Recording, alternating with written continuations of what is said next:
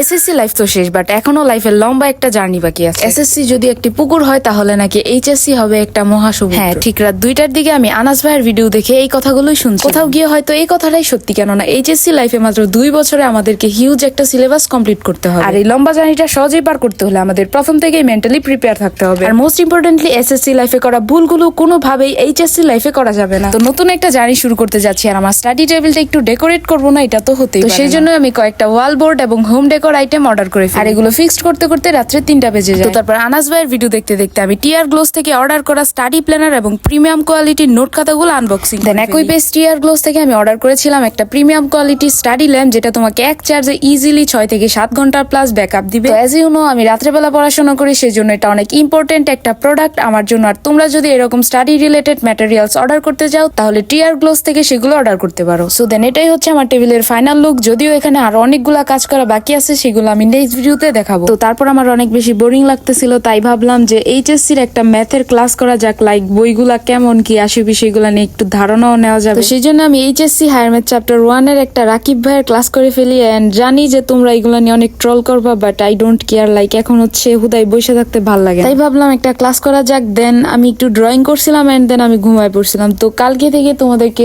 Regular video দেওয়া try করবো। তো আজকে ভিডিওটা এই পর্যন্তই, দেখা হচ্ছে নেক্সট ভিডিওতে।